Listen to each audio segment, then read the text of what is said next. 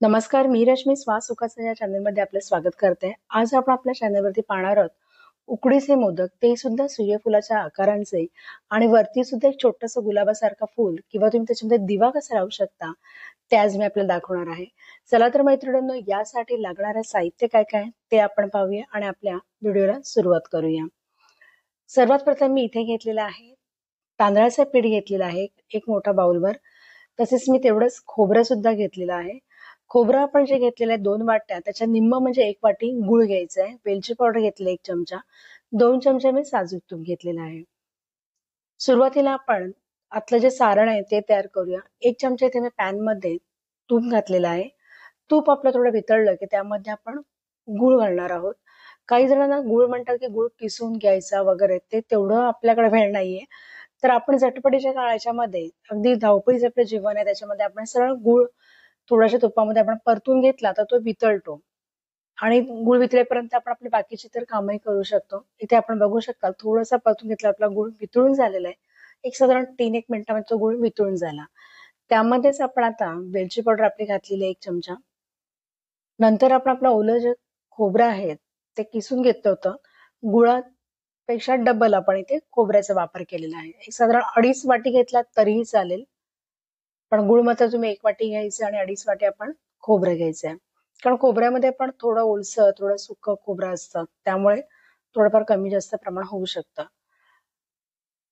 आता इथे मी व्यवस्थित ते परतून घेणार आहे.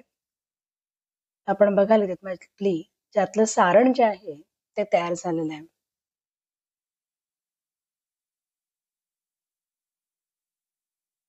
ते थोडंसं कमी गॅसवरतीच आपण परतून घ्यायचं आहे, जेणेकरून सर्व ठिकाणी आपला गूळ व्यवस्थित लागेल. आता आपण मोदकांसाठी लागणारी उकड काढूया. आपण पाण्याचं प्रमाण जेवढं पीठ आहे ना तेवढंच घेतलेलं आहे. म्हणजे 2 वाट्या पाणी आणि 2 वाटी आपण तांदळाचं पीठ घ्यायचंय. पाण्याला जेव्हा उकळी येते ना त्यानंतरच आपल्याला पीठ तयार करायचं असतं. सुरुवातीला आपण 1 चमचा त्याच्यामध्ये साजूक तूप घालून घेणार आहोत, जेणेकरून आपले जे मोदक आहेत ते मऊ लुसलुशीत होतील आणि त्यांच्या ज्या आपण पाकळ्या आहेत त्यांना तडे जाणार नाही. आता इथे मी पीठ घालून घेणार आहे. आपण बघू शकता साईडने पाणी लगेच वरती यायला लागलेलं आहे. नंतर आपण ते व्यवस्थित मिक्स करून घ्यायचे. अशा प्रकारे आपली ही उकड आपण काढून घेतल्यावर थंड नव्हतं, शक्यतो तुम्ही मित्रमैत्रिणींना गरम गरमच मळावी, जेणेकरून मोदक अगदी मऊ आणि लुसलुशीत होतात. नाहीतर मोदक कडक सुद्धा होतात किंवा ते तडतडतात, म्हणजेच त्याला चिरा जातात.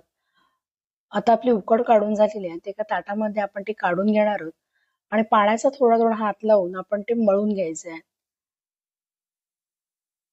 तुम्हाला जर सवय नसेल तर तुम्ही एखाद्या वाटीचा वगैरे वापर करून ते मऊसूत केलात पीठ तरीही चालेल. मी मात्र इथे थोडासा पाण्याचा हात लावून थोडं थोडं करून मळून घेणार आहे. हळूहळू करून आपण ते व्यवस्थित मळून घ्यायचे पीठ. पाण्याचा हात लावल्याकडे आपल्याला चटकेही लागत नाहीत आणि पीठही व्यवस्थित मळलं जातं. अशा प्रकारे आपला हा पिठाचा गोळा तयार झालेला आहे. थोडासा पाण्याचा हात घेऊन आपण यातला थोडासा पिठाचा गोळा, म्हणजे साधारण आपण 1 लिंबा एवढा गोळा आपण काढून घेणार आहोत. थोडा मोठा घेतलेला आहे कारण आपण त्याच्या फूल आणि वरती थोडंसं छोटंसं गुलाबासारखं फूल जे आहे दिसतं आपल्याला, ते करण्यासाठी आपण बघाल लिंबा म्हटलं तरी पण थोडा गोळा मोठाच आहे. तेलाचा हात लावून आपण दोन्ही अंगठे आहेत ते मधल्या बाजूने आणि बाकीची बोटं आपण बाहेरच्या बाजूने ठेवून आपण ते त्याची पारी जी असते ती वाटी तयार करणार. तुम्हाला मित्रमैत्रिणींनो अशा प्रकारे जर वाटी तयार करता नाही आली तर तुम्ही ती पोलपाटावरती लाटून त्याची पुरी तयार करून घ्या आणि नंतर मग त्याला आकार द्या तरीही चालेल. इथे बघाल आता इथे आपली पूर्णपणे खोलगट वाटी तयार झालेली आहे आणि अंगठ्याच्या दाबाने आपण थोडी ती पातळ सुद्धा करून घेणार आहोत. कारण जास्त पीठ घेतलं आणि पारी जर ती जाड असेल तर मोदकाचा टेस्ट मध्ये नक्कीच फरक पडतो. त्यामुळे पातळ करून घ्यायचं आहे आपण इथे वाटी आहे ती. आणि आपण बघायला अगदी सहजतेने ती उकड चांगली आहे कारणाने वाटी सुद्धा अगदी व्यवस्थित निघते. नंतर आपण मधोमध आपल्याला आता आपण जे सारण केलेलं आहे ते आपण घालून घेणार आहोत. तुम्ही नंतर पाकळ्या काढून झाल्यानंतर मोदकांना सारण भरला तरी चालेल. मी मात्र सुरुवातीला सारण भरते. थोडासा 2 बोटांच्या मध्ये थोडा दाब देऊन थोडंसं पीठ घेऊन त्याला दाब द्यायचा आहे. अंगठा आणि आपल्या अंगठाच्या बाजूचं बोट जे असतं तर्जनी ते आपण घेऊन थोडं थोडं करून आपण ते बाहेरच्या बाजूला थोडं पीठ काढून त्याच्यावर दाब द्यायचा. अशा प्रकारे आपण पूर्ण मोदकांना पाकळ्या करून घेणार आहोत. या अगोदर सुद्धा आपण आपल्या चॅनलवरती अगदी सुबकतेने मोदक साधे कसे करता येतील, तुम्हाला जर पाकळ्या अशा जमत नसतील तर तुम्ही चमच्याच्या साह्याने किंवा टूथपिकच्या साह्याने कशा ते मोदकांना पाकळ्या करू शकता, हा सुद्धा व्हिडिओ आपण लास्ट टाइम अपलोड केला होता. त्याची लिंक मी डिस्क्रिप्शन मध्ये मी ठेवणारच आहे. नक्कीच तुम्ही तो बघून घ्या. तुम्ही जर या नवीन असाल मोदक करण्यासाठी तर नक्की अशा प्रकारे ट्राय करून बघा. अगदी सहजतेने आपण बघाल प्रत्येक मोदकाला मी ते पाकळी तयार करत आहे. आपल्या मोदकांच्या पाकळ्या तयार करून झालेल्या आहेत. मोदकांच्या वरती थोडंसं पीठ शिल्लक ठेवून मी खालच्या थोड्या बाजूने त्याला गोल दाब देत एका हाताच्या साह्याने थोडंसं फिरवत वरती मी ते बरोबर पाकळ्यांचं फूल तयार करत आहे. आपण बघाल इथे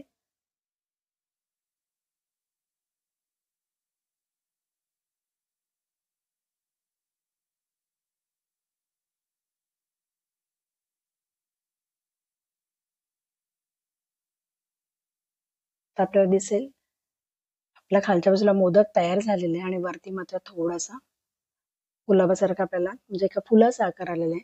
प्रत्येक पाकळीच्या खाली थोडंसं पीठ बाहेर काढून आपण ते दाब देऊन त्याला गोलाकार आपण आकार दिलेला आहे. प्रत्येक पाकळीच्या बरोबर त्या खालच्या बाजूने थोडंसं जाडसर पीठ असतं तिथेच आपण थोडंसं किंचित नाजूक हाताने अगदी आपण ते पीठ थोडं बाहेरच्या बाजूला ओढायचं आणि तिथे आपण थोडीशी छोटी पाकळी तयार केलेली आहे. मोदक तर आपण सर्वसामान्यप्रमाणे करतोच, पण एक छान असे नक्षीकाम केलेले मोदक जे आपण बाप्पाच्या समोर ठेवतो तर आपल्यालाही तेवढा आनंद वाटतो आणि बघणाऱ्याला वाटतं की अरे किती सुंदर मोदक आहे. त्यामुळे नक्की एकदा अशा प्रकारे मोदक करून बघा. येत्या गणपतीला नक्कीच एकदा ट्राय करा. निदान एक साधारण 2-3 मोदक तर आपण नक्कीच असे करू शकतो. आपण बघाल मस्त असं आपले फूल तयार झालेलं आहे. आपण बघायला अशा प्रकारे फक्त तुम्ही फूल ठेवू शकता किंवा ही जी आपण पाकळी केलेली आहे ह्याच पाकळीला आपण थोडासा त्रिकोणी सुद्धा भाग देऊ शकतो. तो कसा ते पण मी तुम्हाला आता याच मोदकांवरती दाखवत आहे. थोडंसं बघायचे आहे फक्त टोकेरी करायची ती बाजू जिथे आपण गोलाकार होती तिथे आपण इथे टोकेरी केलेली आहे. अशा प्रकारे आपले मोदक तयार झालेले आहेत मित्रमैत्रिणींनो. ते आता आपण शिजवणार आहोत. म्हणजे शिजवण्यासाठी आपण ते एका मोदक पात्रामध्ये ठेवणार आहोत. वरती जे गुलाबाचं फुल होतं की नाही त्याच्यामध्येच तुम्ही थोडीशी ते बागून जे डिझाईन आहे ती न करता तिथे वाटी तयार केलात तिथे तुम्ही दिवा सुद्धा लावू शकता. आहे की नाही गंमत? एकाच अशा मोदकामध्ये आपण 2-3 प्रकारची फुलं करू शकतो. तर नक्की अशा प्रकारे एकदा ट्राय करून बघा. आणि चॅनलवरती नवीन असाल तर चॅनलला सबस्क्राईब करायला मात्र विसरू नका आणि बेल आयकॉनवरती सुद्धा टिक करा. एक साधारण 10 ते 12 मिनिटांनी आपले मोदक शिजलेले आहेत. आपण ते पाहूया. मस्त असे आपले मऊ लुसलुशीत मोदक तयार झालेले आहेत. मित्रमैत्रिणी नवीन असाल तर नक्की सबस्क्राईब करा. तुम्हाला हा रेसिपी किंवा हा व्हिडिओ कसा वाटला ते मला कमेंट्स मध्ये सांगायला मात्र विसरू नका. तसेच हा व्हिडिओ अनेकांपर्यंत शेअर करा, चॅनलला लाईक करा. धन्यवाद मित्रमैत्रिणींनो हा व्हिडिओ बघितल्याबद्दल. आपण बघू शकता आपले मोदक तयार झालेले आहेत. किती सुंदर अशी फुलं दिसत आहेत. यांना जर वरती कलर दिला तर ते आणखीन छान दिसेल पण ते आपण फूड कलर वापरला नाहीये. अशा प्रकारे आपले मोदक तयार झालेले आहेत. धन्यवाद मित्रमैत्रिणींनो हा व्हिडिओ बघितल्याबद्दल. इथे बघू शकता इथे मी समोर छोट्याशा एका मोदकामध्ये दिवा सुद्धा लावलेला आहे. एक साधा मोदक आहे, इथे फुलांचा मोदक आहे आणि दिव्यांचा मोदक आहे. एकाच व्हिडिओमध्ये आपण असे 3-4 प्रकारचे मोदक बघितलेले आहेत. तुम्हाला कशी वाटली ही डिझाईन ते मला कमेंट्स मध्ये सांगायला विसरू नका. धन्यवाद हा व्हिडिओ बघितल्याबद्दल.